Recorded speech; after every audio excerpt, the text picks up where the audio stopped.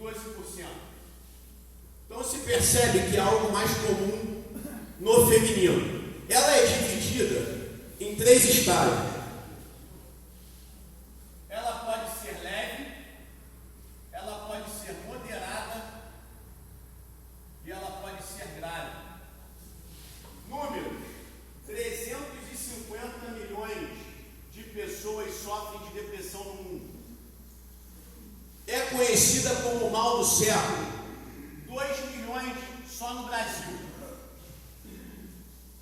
Então vejam, não tem nada de demônio aqui, tá? Isso daqui é uma doença de alta prevalência, assim como o câncer, assim como uma infinidade de outras doenças, tá bom? Como, Vitor, eu posso entender como a depressão me afeta? A gente vai trazer alguns pontos hoje. Primeiro, o que é a depressão, depois o que causa a depressão, depois a gente vai falar de fatores de risco.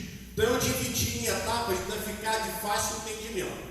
Então vamos lá. Doença psiquiátrica crônica que gera tristeza profunda, perda de interesse, ausência de ânimo e oscilações de humor. Estudos mostram a prevalência e ocorre devido à oferta de neurotransmissores. Essa palavra é importante para os irmãos entenderem como funciona ela dentro do nosso corpo. Vejam bem, cada parte do nosso corpo Deus criou com uma excelência de ter células adaptadas para aquele espaço de lugar. Os nossos ossos possuem os osteócitos, que são as células do osso. No cérebro nós temos os neurônios. Os neurônios formam uma corrente de circuito elétrico. O que se passa dentro da minha e da sua cabeça? Para a gente entender, o nosso cérebro funciona como uma rede elétrica que emite impulsos à distância, que são as sinapses nervosas. Vitor, o que é isso? Dentro do seu cérebro existem circuitos. Quando você pensa, a informação passa desse lado, do outro, por um impulso elétrico. Elas saltam de um ponto a outro. Isso aqui é um neurônio. Ele tem várias ramificações como uma estrela. Quando você pensa alguma coisa, a informação que está aqui salta para outro neurônio, aonde você tem o que? A informação. Você começa a adaptar as coisas e a ter entendimento através dessas células nervosas. Tudo que você pensa passa por essas células. Tudo que você faz passa por elas. E elas funcionam por impulsos elétricos chamados de sinapse. O que acontece quando uma pessoa tem depressão? Quando a pessoa entra em depressão, esses neurotransmissores são afetados. Por que eles são afetados? Existem 3 neurotransmissores que a gente usa muito. São o nome deles: dopamina,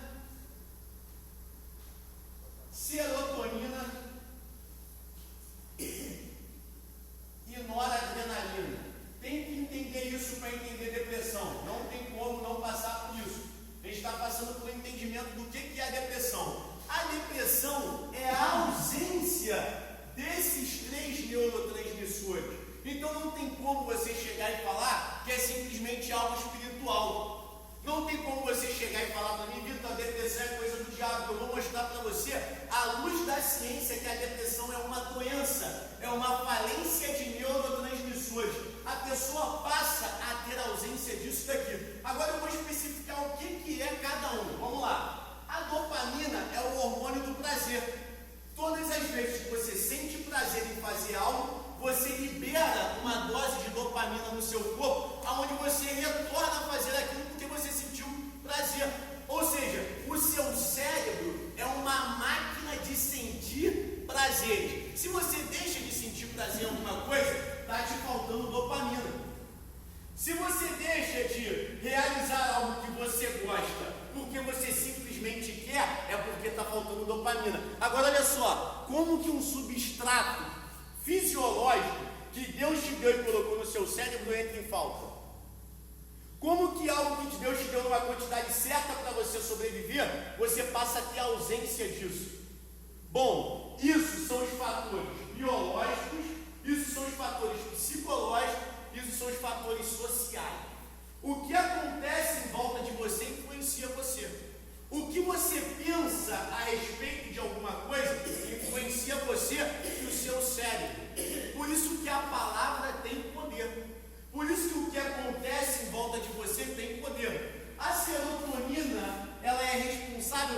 mecanismos de resposta. Tudo aquilo que você tem que pensar para responder, você tem uma dose de serotonina envolvida. Ela é deliberada com os mecanismos de recompensa. Tudo aquilo que você faz para liberar algo, para ser respondido por algo, libera serotonina. Então entenda, não é um composto só que falta, são 3 essenciais. Você deixa de sentir prazer, o seu mecanismo de resposta fica alterado. Você não responde da maneira que deveria responder, na velocidade que deveria responder. Ou seja, você sofre uma lentificação do pensamento. Você passa a ficar lento, você não responde da maneira que deveria responder. A noradrenalina é aquelas que antecedem as situações de susto ou te colocam na frente de uma situação de surpresa. Ou seja, você passa a não sofrer com nada, a não ter susto de nada, e após o acesso de susto, você está cagando do que acontece depois. Desculpa a expressão. Você não liga para o que acontece depois. Vocês estão entendendo? Então o que acontece? Aqui você perde a vontade, na dopamina, você perde o mecanismo de prazer. Na serotonina, você perde com a lentificação dos processos mentais, você não pensa como deveria, e na noradrenalina você passa a não ligar para nada. Ou seja, dentro do seu cérebro temos neurônios, e esses neurônios precisam de neurotransmissores. Tudo que acontece dentro dessa caixa aqui passa por isso daqui. Todas as informações que acontecem dentro de você, no seu cérebro, passam por um circuito elétrico. O seu corpo produz por segundo 1 watt de potência. Isso significa que ele produz eletricidade. O seu cérebro é uma caixa elétrica, onde as informações circulam em velocidade de milissegundos. Você pensa e a resposta vem em 30 milissegundos. É um intervalo temporal muito pequeno. Por quê? Alguém conhece a velocidade da luz? Se alguém acender e apagar a lâmpada aqui agora, você já viu a velocidade com que a luz aparece? Essa é a velocidade da luz. Isso acontece dentro do seu cérebro. Se você aperta o disjuntor, a luz ninguém consegue ser mais rápido do que isso. Essa é a velocidade da luz, e isso é o que Deus colocou dentro da sua cabeça. Então entenda, dentro de você acontecem coisas, que essas coisas são baseadas na eletrificação que acontece dentro de você. Vamos lá, eu falei que a depressão tem 3 estágios: leve, moderada e grave. Vitor, como que eu consigo identificar quando uma depressão é leve? Bom, a ciência, os psiquiatras, psicólogos, estudantes da mente vão dizer que a depressão, no primeiro estágio leve, ela é dada pelos seus sintomas. Ou seja, eu vou saber que uma depressão é leve se a pessoa tem 2 ou 3 sintomas da depressão. Eu vou saber se uma depressão é leve se ela sofre de perda de ânimo e se ela sofre de lentificação do pensamento ou cansaço excedente. A pessoa que sofre de depressão, vamos lá, eu citei aqui que a depressão é uma doença que traz incapacitância. Você não vai ver uma pessoa depressiva no meio de um monte de pessoas rindo. Você não vai ver uma pessoa depressiva saindo na rua. Não vem com esse papo para mim, fulano está com depressão. Calma aí, fulano está parado dentro de casa sem fazer nada, porque isso é depressão. A depressão no seu estágio leve, ela não vai incapacitar, mas a pessoa vai começar a ter sensações de desânimo, porque ela afeta a alegria e o mecanismo de prazer. Então, se eu não tenho prazer no que eu estou fazendo, para que eu vou fazer aquilo? Se eu não tenho vontade e eu não sofro com nenhuma reação daquilo, não, fulano, você tem que trabalhar, você perdeu o seu emprego. Não estou nem aí. O depressivo não sente nada, ele não responde a nada. O depressivo, ele sofre pela ausência de ânimo. A ausência de ânimo incapacita ele de fazer qualquer coisa.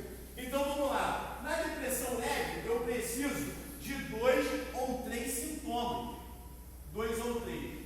No estágio moderado, a pessoa vai apresentar 4 a 6 sintomas. E no estágio grave, ela vai permanecer no estágio depressivo durante aproximadamente 2 anos. Então vamos lá. Isso é algo que se perdura Isso é algo que acontece por diversas vezes. A depressão ela é uma doença silenciosa, por quê? Porque não é do nada que você deixa de ter neurotransmissor. Não é do nada que a sua dose de dopamina baixa a zero. Ela vai baixando gradativamente.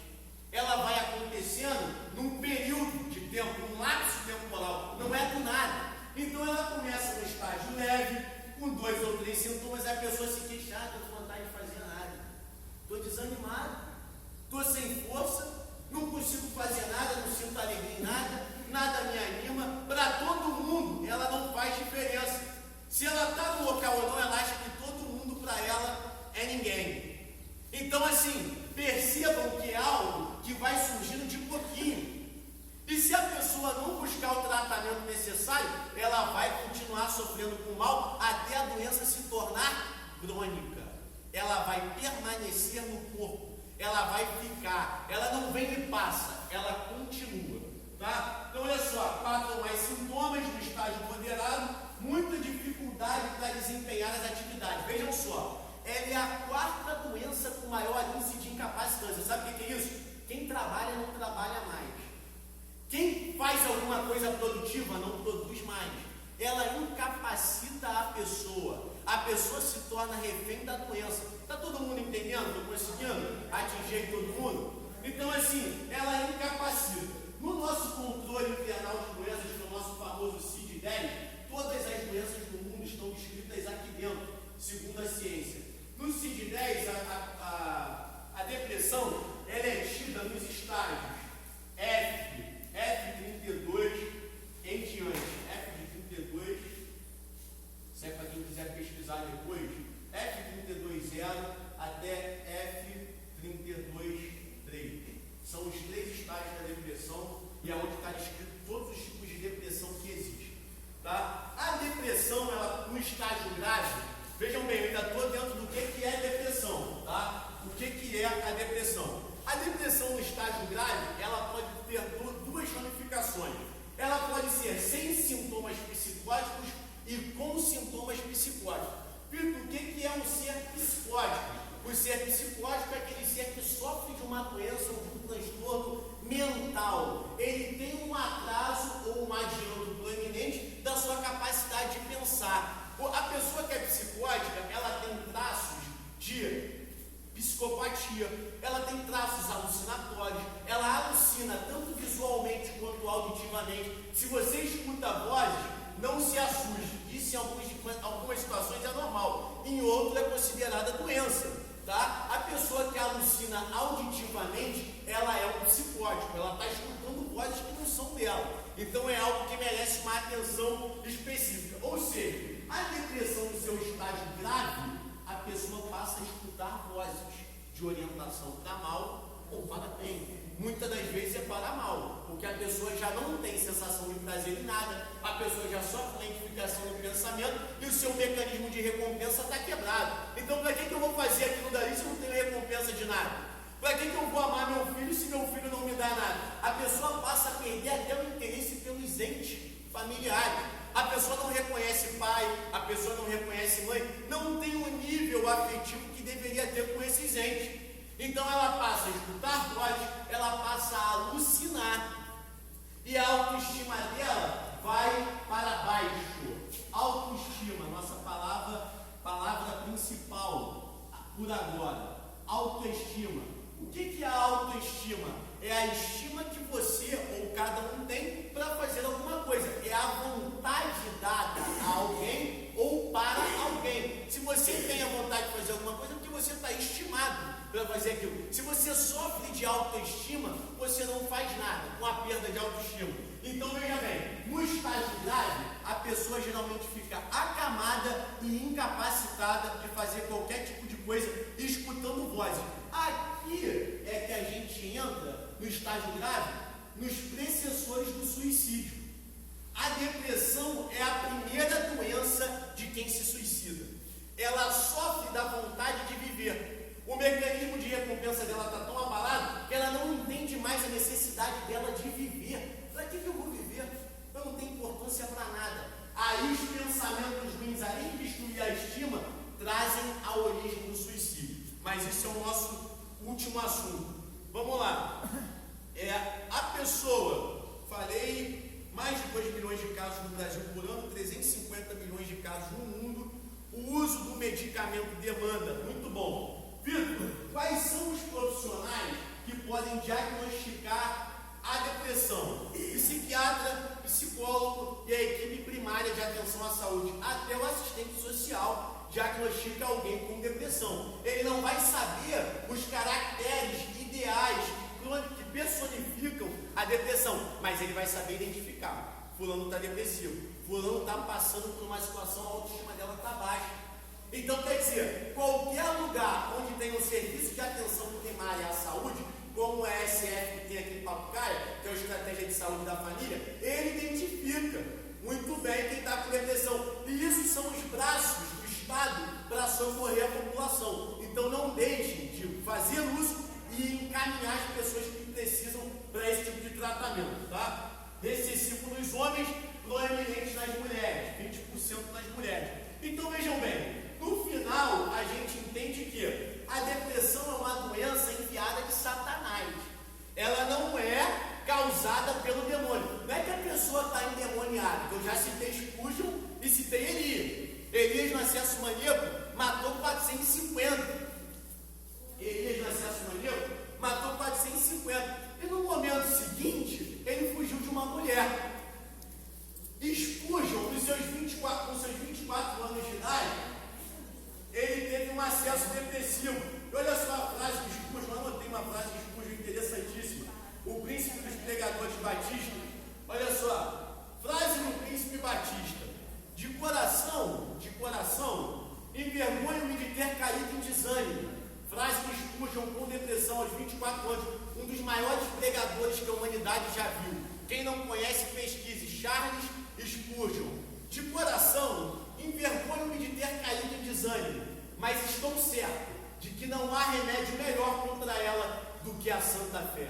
Então a fé liberta o homem. Quando o homem tem no que acreditar, quando o homem coloca a confiança dele em alguma coisa, o cérebro que não produzia mais neurotransmissores, pela fé, vai passar a criar um neurotransmissor. O cérebro que antes não respondia, vai passar a responder pelo poder da palavra de Deus. Então isso tudo é para quem acredita. Se a depressão para uns é coisa do demônio, eu provo que ela é um mal da carne, eu provo que ela é uma doença. E eu provo que homens de Deus também passam por isso. Homens de Deus também se escondem em cavernas. Homens de Deus também recuam frente às adversidades. Por que não? Se são seres humanos. Agora, o que não pode acontecer é uma permanência desse estado. A fé tem que trabalhar. Outra frase de Spurgeon interessantíssima: o ferrolho que tão misteriosamente tranca a porta da esperança e mantém nosso espírito em melancólica prisão, precisa de uma mão celestial para abrir. Ou seja, aquilo que está travado espiritualmente, aquilo que está travado aqui dentro, precisa da mão de Deus. Enquanto não tiver a mão de Deus e a mão do homem para ajudar também, porque é para isso que Deus colocou os profissionais na terra, não vai adiantar. Não tem como você ficar bom de uma hora para outra. Você tem que procurar ajuda. Então, eu não sei se eu consegui esclarecer, acredito que sim, o que é a depressão. Transtorno psiquiátrico de alta equivalência, que acontece pela falta de neurotransmissores e é dividida em 3 estágios: leve, moderada e grave. Nos estágios existem especificações. Tá? Então, vou agora partir do segundo item da palestra, que é as causas da depressão. Vamos lá. Então vejam bem, temos o que é, e agora nós teremos as causas da depressão. Não é só por isso, existem mecanismos externos. Existem mecanismos externos da biogenética,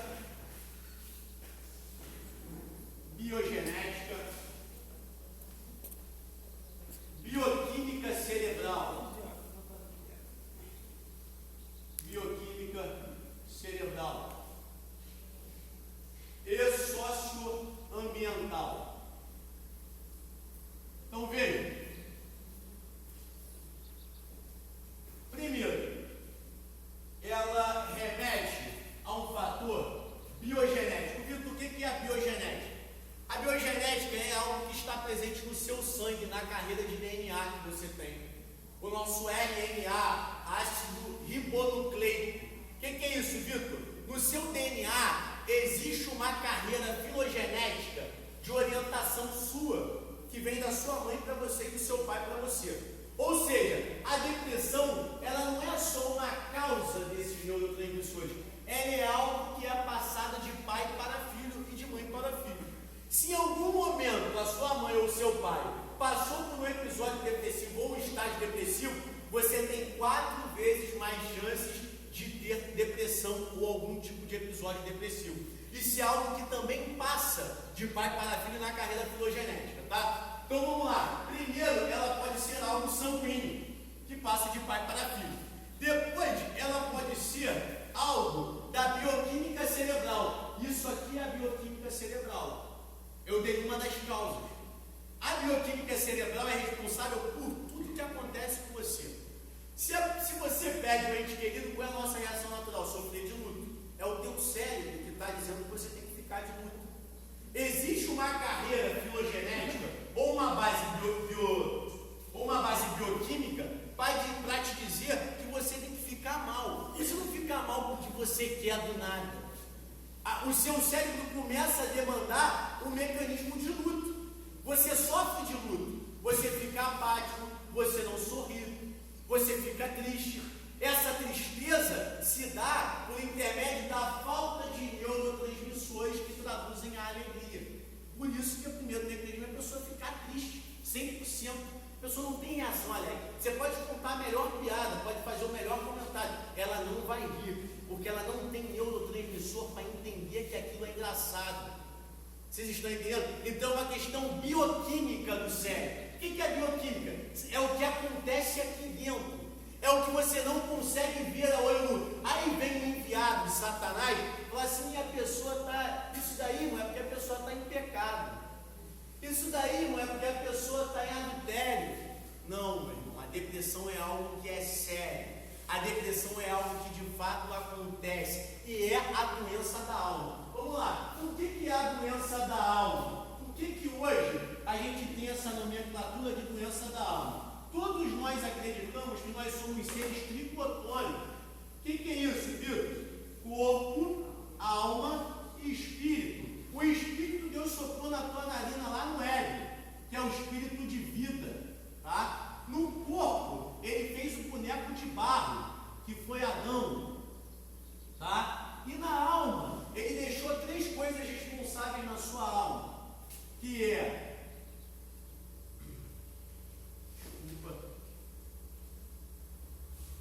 na alma nós temos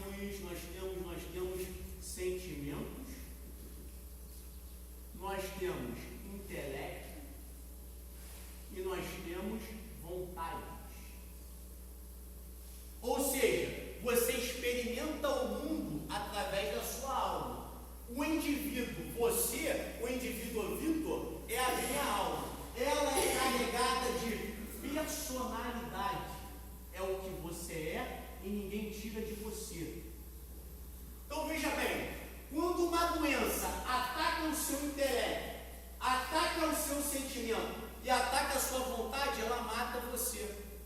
Você perde a vontade de fazer as coisas, você não tem inteligência e intelecto para resolver nada. E os seus sentimentos estão abalados. A sua origem de entendimento do que é você se encontra em dúvida. Vitor, quem é o Vitor? Por que eu estou aqui? Você começa a ser permeado de perguntas que antes você não fazia. Então entenda, quando uma doença, engraçado, né? Que o diabo ele tentou com a AIDS, ele tentou com o câncer, ele exterminou metade da população global com essas doenças. Mas essa doença que a gente está falando aqui é algo extremamente diferente de qualquer outra classe de doenças, porque ela afeta quem você é, ela afeta as suas vontades, ela afeta. Como é que você vai sentir vontade de ir para a igreja se você não tem vontade de nada? Se você não tem vontade de sair de casa? Como é que você ama alguém se você não tem sentimento nenhum por ele? Ela afeta o sentimento que uma mãe tem pelo seu filho. Ela afeta o sentimento que um pai tem pelo seu filho. Ela afeta o sentimento que um filho tem pelo pai e pela mãe. Então não existe como você tratar algo que está dentro, que não tem como você meter a mão. O câncer, você extrai o tumor e a pessoa está parcialmente sarada. Como é que você entra dentro da mente e injeta neurotransmissor? Como é que você entra dentro da mente e fala para a pessoa assim, vamos lá, você tem que sair daí? Não tem como. E palavras nessa hora para eles pouco fazem a diferença. Você pode falar 2 horas, a pessoa vai continuar, não quero viver. Não sei por que eu estou aqui. Eu sou um peso para todo mundo. Essas são as frases usadas, tá? Então é algo que afeta o sentimento, o intelecto e a vontade. Por isso que é a doença da alma. Por quê? É algo que está intrínseco a você, que são as suas vontades, está dentro de você. Então ela vai afetar as suas posições. Ela vai te impedir de fazer as coisas que antes para você eram prazerosas de se fazer. Ah, não, fulano brincava, fulano jogava bola, fulano ia para a igreja, fulano era bom. Agora ele não faz mais nada disso, porque já afetou a alma dele. A alma dele está doente. Então entenda, você experimenta o mundo pela sua alma. Por isso que Jesus lá no Getsêmani, ele fala assim, ó, a minha alma está angustiada até a morte. Porque ele, como Deus, criador de todas as coisas, e Jesus, mestre por excelência, ele entende que a angústia se dá na alma. Ele entende que a experimentação do mundo externo se dá pela alma. Por isso que está escrito lá que o ladrão vem senão para roubar, matar e destruir. Primeiro, ele rouba em você a sua alegria. Depois, a depressão mata a sua estima.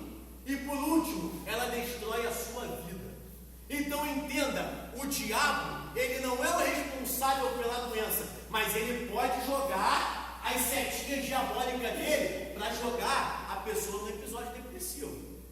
Não é que ele causa a depressão, mas ele pode dar subsídios para a pessoa cair no estágio depressivo. Então atenção em identificar o que o diabo causa e o que ele pode intervir. Ele pode jogar lá as orientações daquela famosa história, né? Ele pode circular na sua cabeça, mas ele não pode fazer o tão esperado ninho que ele quer fazer. Então ele joga as setas, as demandas, e a pessoa, o servo de Deus, a mulher, seja lá quem for, ela escolhe receber as setas ou não, sabendo que é algo proeminente da saúde dela, é biogenético, é bioquímico. Agora olha só o terceiro fator, socioambiental. O que você passa no mundo externo influencia o que passa na sua caixa química. Se isso influencia, sabe o que pode acontecer? Ah não, relacionamento de 20 anos, casamento, o diabo entra e destrói, seja lá por algum motivo de traição, seja lá o que for. A pessoa que passa por essa separação sofre um baque. São 20 anos, é uma vida do lado da pessoa, colocando uma idade aleatória para o relacionamento. Mas essa idade e esse apartar do casal causa uma barreira, onde muitas pessoas entram em depressão. Quer ver outro caso? Perda de ente querido, separação, situações que acontecem repentinamente. Isso são fatores que são socioambiental que podem levar a pessoa à depressão. Então não é algo que passa-se só aqui dentro, se passa também no externo, porque nós somos seres sociais. Quando você sai da sua casa para se socializar com alguém, você está dizendo que você é um ser social. Para se comunicar com alguém, você está dizendo que o que acontece em volta de você também é importante para você. Então entenda, o que acontece no externo afeta o que está aqui dentro. E são esses tipos de acontecimentos que muitas das vezes nós encontramos pessoas com intenções malignas, ou o próprio demônio utilizando, fazendo uso de pessoas para te dar mais orientações, para dizer o que você tem que fazer que vai te prejudicar. Então são situações que aparecem corriqueiramente e repentinamente que também afetam o nosso cérebro, que é uma caixa química que demanda dopamina, serotonina e noradrenalina, que são os neurotransmissores responsáveis pelo nosso equilíbrio, pelo mecanismo de recompensa, pelo prazer, tá? Então vamos lá. Primeiro, a gente falou do que era a depressão, agora a gente está nas causas e a gente entende que ela tem 3 causas originais: bioquímica cerebral, biogenética, que vem de pai para filho, socioambiental, que é algo que acontece meio externo que também irá nos influenciar. Tá? Agora a gente vai falar de fatores de risco. O que são os fatores de risco? São aquelas coisas que acontecem que podem aumentar a probabilidade da pessoa ter depressão. O que é isso, Vitor? Histórico familiar com doenças, ansiedade. Outra coisa que as pessoas rotineiramente confundem. Ansiedade, o acesso e a vontade de fazer as coisas numa velocidade acelerada. Eu quero o que eu quero, porque eu devo fazer na hora que eu quero. Essa é uma das principais causas de doenças cardiorrespiratórias, cardiovasculares, de depressão. Então, atenção à ansiedade, tá? A ansiedade mata pessoas. Os acessos de ansiedade podem fazer muito mal ao cérebro humano, tá bom? Conflitos conjugais, mudanças bruscas de condições financeiras, dependência de álcool e drogas e estresse. O que é isso? Esses fatores são fatores que aumentam a possibilidade de alguém sofrer depressão. São fatores que fazem com que uma pessoa normal, que antes não tinha problema nenhum, comece a desenvolver doenças mentais e transtornos mentais. Estresse, problemas conjugais, problemas familiares, ansiedade. Atenção a esses tipos de demanda. O seu cérebro pode não aguentar. Você tem que entender que você não é uma máquina que trabalha sem sentir nada. O seu cérebro demanda uma série de energias e essas energias que trabalham com os neurotransmissores, uma hora podem parar de funcionar, que são as sinapses elétricas que eu falei, que são a comunicação que acontece dentro da sua cabeça. Tá bom? Então, deixa eu ver se eu esclareci aqui. Primeira referência, alguém abre, por favor, 1 Tessalonicenses 5, 23. E leia para mim, por gentileza. Eventos da vida cotidiana que causam extremo estresse e angústia. Não tem a ver com o pecado, é tão doença como o câncer, AIDS e outros. Se instala na alma por intermédio das relações do corpo e dos fatores externos. Então veja bem, a depressão é uma doença que se aloja na sua alma. Você é um ser tricotônico, corpo, alma e espírito, e ela se instala nos seus sentimentos, no seu intelecto e na sua vontade. Ou seja, ela é mais agressiva do que uma doença que você pode ver. Ela é mais agressiva do que uma doença que você pode tratar. Por quê? Ela acontece dentro da sua cabeça. 5:23, quem encontrou pode ler, por gentileza.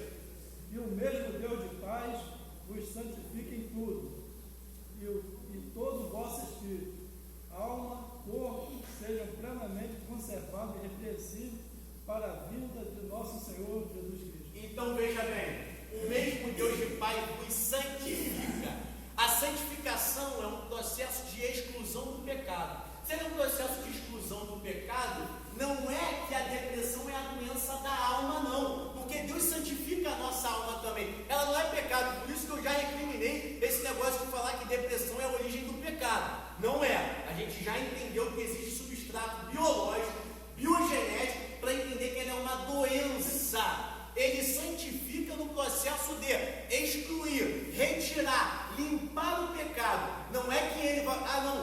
Se alguém é santificado por Cristo, ele não pode ter depressão. Negativo, tá? Isso daí é algo que está para além a santificação do processo de remissão de pecado.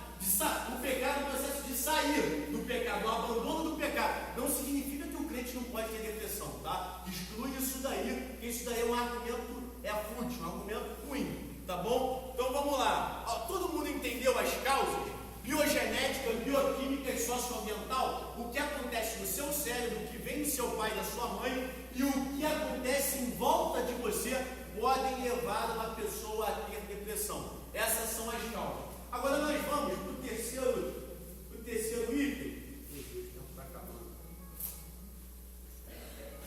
Terceiro item, nós vamos falar dos sintomas da depressão. Então vamos lá, o que tem uma pessoa quando ela sofre por depressão nos mais diversos caracteres da vida dela? No humor, no comportamento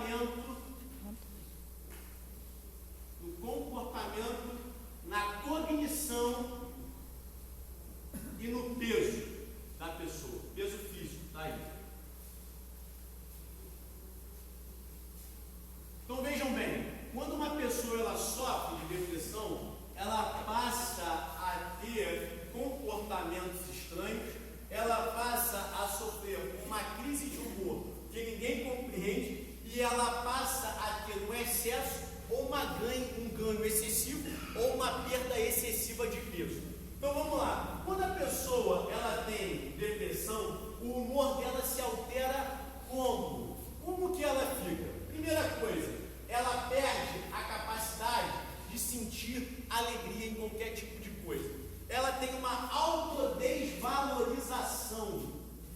Autodesvalorização. O que é essa autodesvalorização? Qualquer pessoa que sofre de depressão, ela esquece o seu estado social. Ela entende que, como ela não tem vontade, não tem volição de desempenhar as atividades que ela rotineiramente costuma fazer, ela perde o interesse, automaticamente ela se torna uma pessoa triste.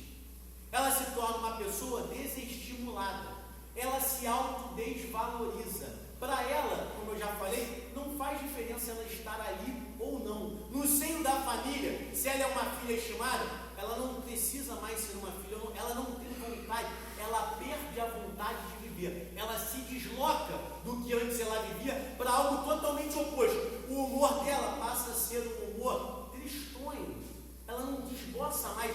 Os músculos da face, os músculos faciais, em boa parte dos especialistas falam que a pessoa tem que passar a fazer fisioterapia do riso, porque ela perdeu a vontade de rir. Ela não sorri mais. Ela é uma pessoa triste. Ela tem que passar a fazer exercício para os músculos da face voltarem a entender o que é sorrir. Então entenda, se a pessoa tem alegria, a alegria sai de dentro dela. A alegria se retira dela.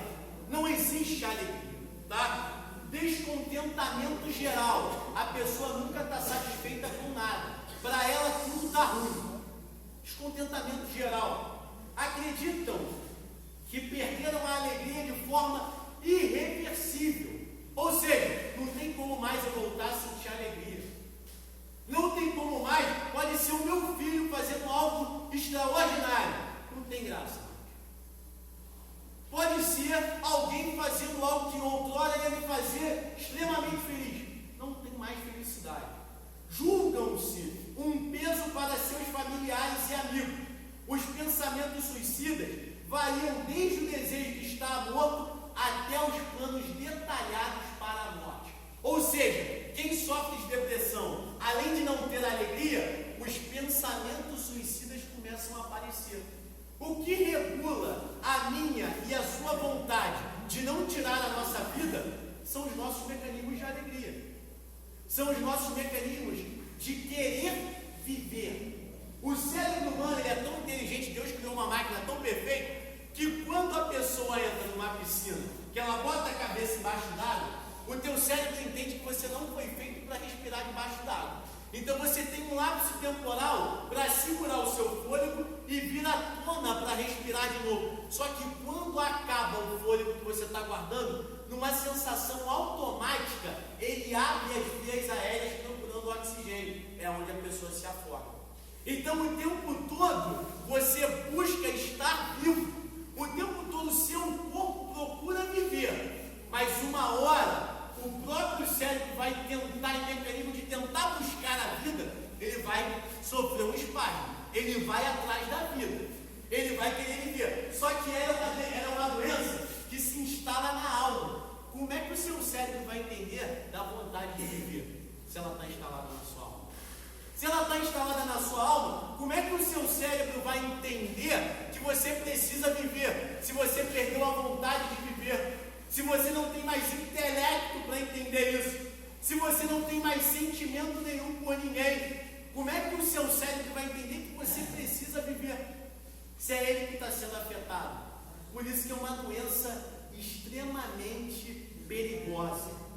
É uma doença que precisa da máxima atenção possível, tá? Porque ela está instalada aqui na caixa da vida que Deus te deu. No lugar onde está todas as suas vontades, os seus sentimentos, ela está aqui dentro. Por isso que precisa de tratamento imediato, para que ela não se cronifique, para que ela não permaneça, se torne algo permanente, né? Os pensamentos suicidas eu falei. Então veja, com ausência de humor, o pensamento suicida se aloja, tá? Comportamento, automutilação, choro excessivo, irritabilidade ou isolamento social. Sabe o que acontece? A pessoa entra num estágio tão pesado de estresse que ela começa a se mutilar, ela começa a se arranhar, ela começa a fazer marcas no corpo. É aonde, sabe o que acontece? Ela é capaz de tentar contra a própria vida num ato desse. Ela já está se automutilando. O que é o automutilar? É o autoferimento. É a pessoa mesmo se arranhar, se machucar, sabe? Se ferir. E isso se dá pela ausência disso daqui. A pessoa não entende mais que o corpo é dela. Ela já terceirizou o corpo dela. Ela já está entendendo para ela não tem humor.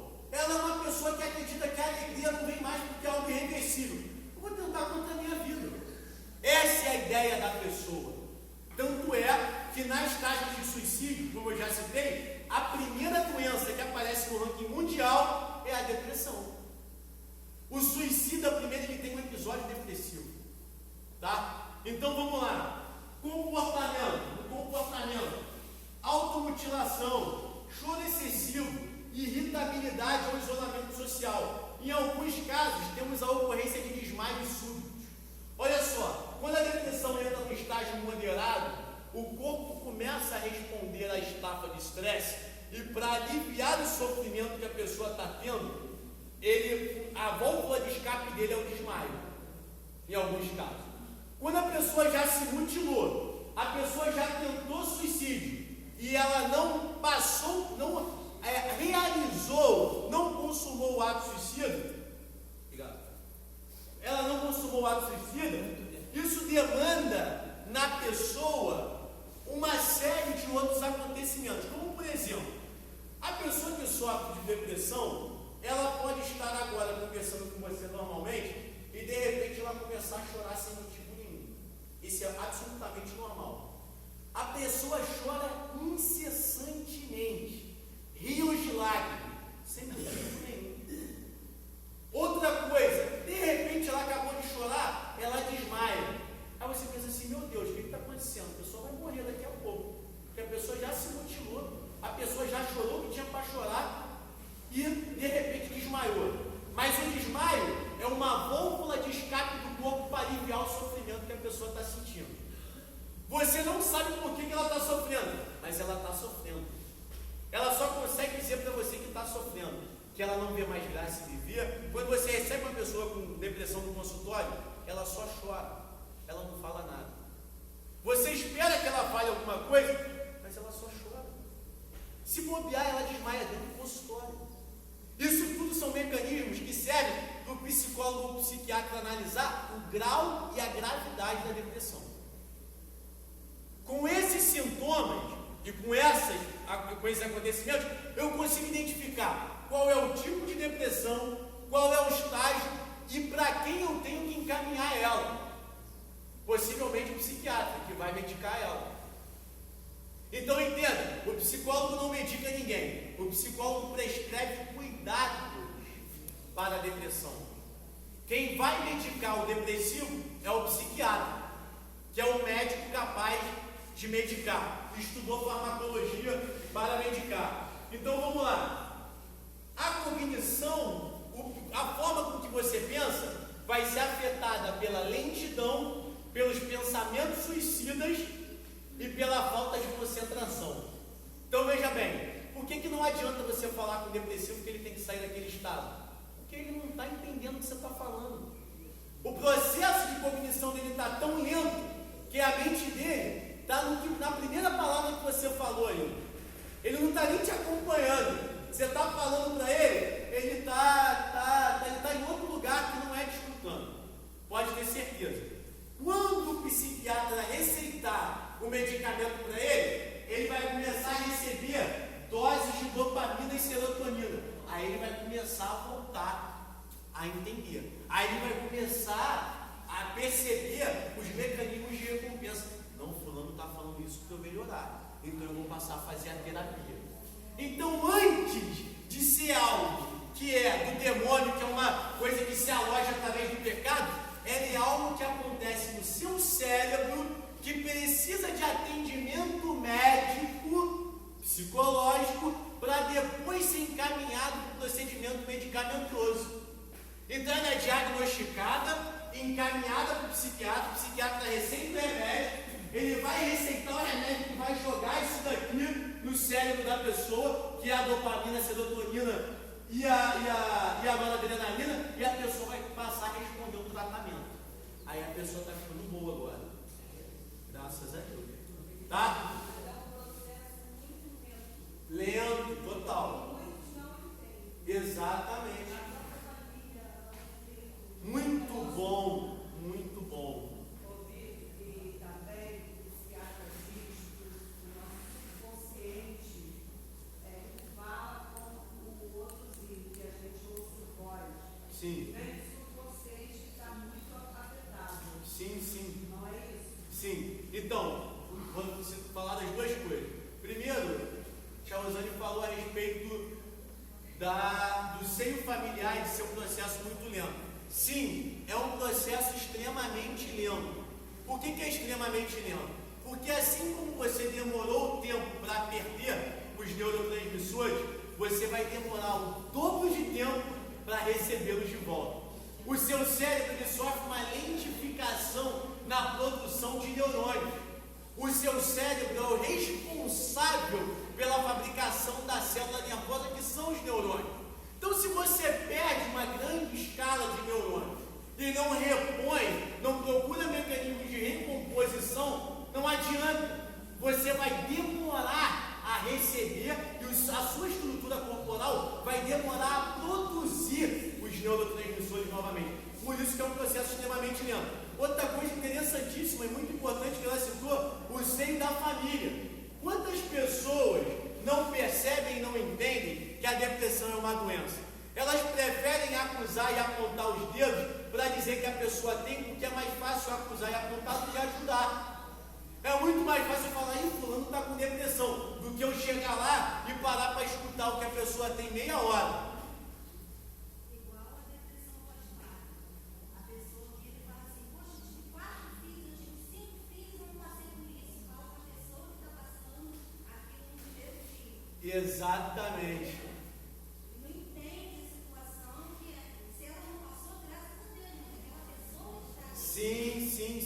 E isso é muito comum porque as pessoas preferem falar do mal alheio do que ajudar quem precisa, tá? Comentando o que a tia Raquel falou a respeito das vozes, o que acontece? A voz, ela é um mecanismo da alucinação, tá? Quando a pessoa começa a alucinar, ela passa a escutar a voz, são as alucinações auditivas, tá bom? Isso se dá exatamente pelo estágio em que a depressão entra, que é o estágio grave da doença. Quando a pessoa está no alto nível, numa gravidade alta da depressão, ou seja, no estágio grave da depressão, ela passa a escutar vozes de orientação. Faz isso, mas na verdade é o inconsciente dela que está demandando essas vozes. Não é porque ela quer, são pensamentos suicidas, são coisas que aparecem no teor da consciência que ela não consegue filtrar mais. Se eu for explicar, eu vou entrar numa outra ramificação do conhecimento, mas a princípio é um estágio grave da depressão, onde a pessoa passa a ter alucinações auditivas, ela passa a escutar vozes de comando, ela passa a escutar vozes que dão orientações para ela fazer alguma coisa. Isso faz parte da doença diagnosticável como depressão grave, tá bom? Sobre a questão da depressão pós-parto, é um dos tipos de depressão que eu ainda pretendo falar, né? Mas é o que já é a parte do diagnóstico, né? Alguém abre, por favor, em Tiago 5, de 13 a 16, por gentileza, está lendo para a gente. Quando a gente fala, como ela falou, da depressão pós-parto, é algo que acontece em mulheres que são mães, já foram mães, após o ato da concepção, e faz parte de um dos tipos de depressão, aonde a pessoa não consegue até mesmo reconhecer o filho, né? Ela sofre por uma perda de reconhecimento da gravidade que é ser mãe no ato, após o ato da concepção, e isso, a demanda principal principal é a respeito do que as pessoas falam, do que as pessoas dizem a respeito de quem está com depressão. Você não pode chegar para o depressivo e falar assim: rapaz, sai dessa situação, fica bom. Ele não está entendendo nem o que você está falando. Não é o tipo de conselho ideal. Primeiro, você procura encaminhar ele para uma orientação médica, atenção primária em saúde mental. Não é verdade, Tiago? Atenção primária é exatamente essa percepção que os profissionais da saúde primária, no estágio primário, têm de receber essas pessoas. Se você não é médico, você não tem que aconselhar ninguém. Se você não é médico, você não tem que falar nada para ninguém. Você tem que ficar quieto e encaminhar a pessoa para o médico. E você pode acabar falando uma besteira que vai jogar a pessoa mais para baixo ainda. Então não tem que você ficar falando e falando e falando. Se não é para orar, não fale nada. Se não é para trazer uma palavra de Deus para a pessoa, fique quieto. Se é para ficar contribuindo com palavras ruins e coisas que não devem ser faladas, é melhor ficar quieto, encaminhar a pessoa para o profissional adequado, tá bom?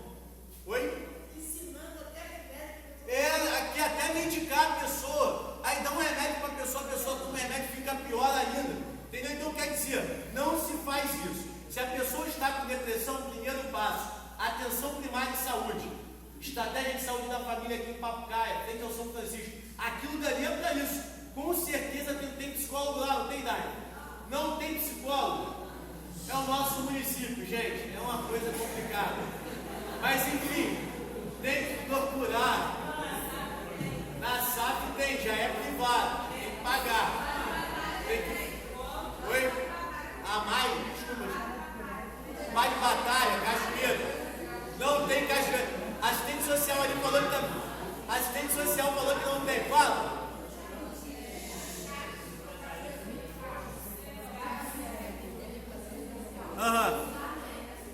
Aonde que é o CAPS aqui?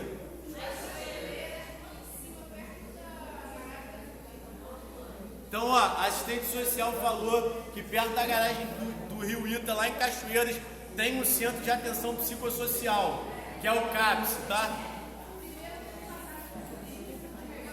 Encaminhamento normal.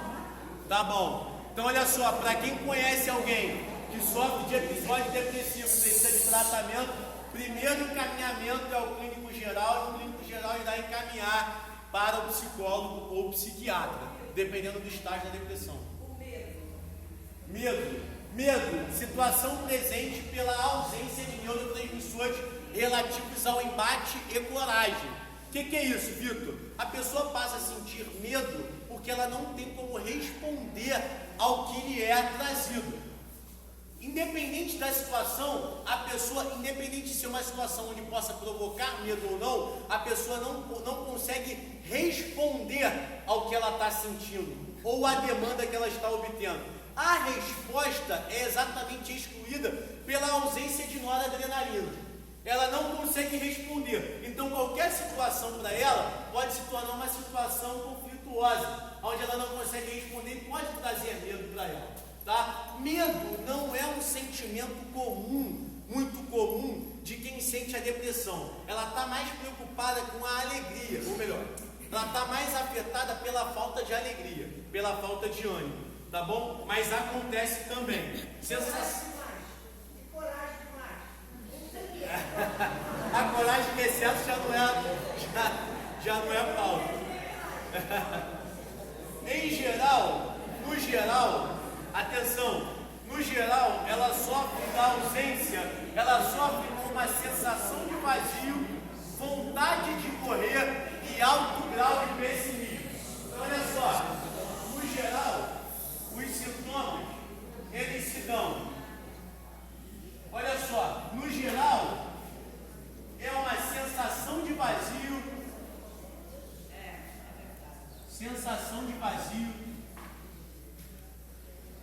vontade de morrer,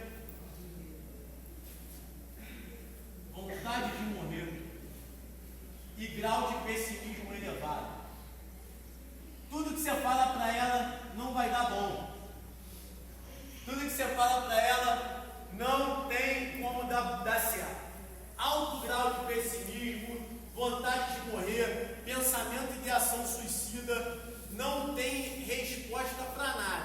pessoa fica inerte aos acontecimentos que ocorrem, tá? Então, assim, esses são os principais sintomas da depressão, tá? Sensação de vazio, vontade de morrer e alto grau de pessimismo. Vamos lá para a quarta. Vitor. Oi. Tiago, muito bom. Tiago 5, de 13 a 16. Pode ler. 5, capítulo 5, de 13 ao 16. Está alguém entre vós aflito? Ore. Está alguém contente? Cante louvores. Olha só. Está alguém entre vós doente? Chame os presbíteros da igreja e orem sobre ele, ungindo-o com azeite em nome do Senhor. E a oração da fé salvará o doente, e o Senhor o levantará. E se houver cometido pecados, ser-lhe-ão perdoados. Confessai as vossas culpas uns aos outros e orai uns pelos outros, para que sareis. A oração feita por um justo pode muito em seus efeitos. Olha só que coisa importante. Antes de qualquer mecanismo médico, antes da ação de qualquer coisa, chame os presbíteros. Pois não, meu irmão? Exatamente. Antes de qualquer coisa, o nosso primeiro pedido de socorro é a Deus. E a oração da fé salvará o doente. Olha só. E se houver cometido pecados, ser-lhe-ão perdoados. Então, antes de qualquer coisa, a oração é a arma do crente. Antes de qualquer médico, é dobrar o joelho e falar com o Papai do Céu, tá? Não significa que não vai se procurar ajuda profissional, nada disso. Mas o primeiro recorrer deve ser a Deus, tá bom? Por isso que eu pedi para ler, Tiago. Alguém? Sobre o profissional ser cristão ou não faz muita diferença? Claro que faz, claro que faz. Assim, eu não vou desmerecer, obviamente que não, os profissionais que não são cristãos, pelo amor de Deus, eu não tenho nem nível de conhecimento para isso, entendeu? Agora, uma coisa é certa, os profissionais que são cristãos, geralmente as pessoas que são cristãs procuram profissionais cristãos, porque a gente sabe do nosso convívio social cristão, da nossa comunhão como irmãos, então naturalmente as pessoas vão procurar. Acredito que ajude até na questão de se abrir, de se colocar e fazer a narrativa dos problemas, apesar de que profissionais da psicologia não atendem pessoas conhecidas pelo Conselho de Ética, né? Mas eu acredito, meu modo de ver, ajuda sim a pessoa a ser cristã, até pelos tipos de aconselhamento que ela pode dar a quem está passando pela depressão. Pois não, minha irmã? Sim, sim.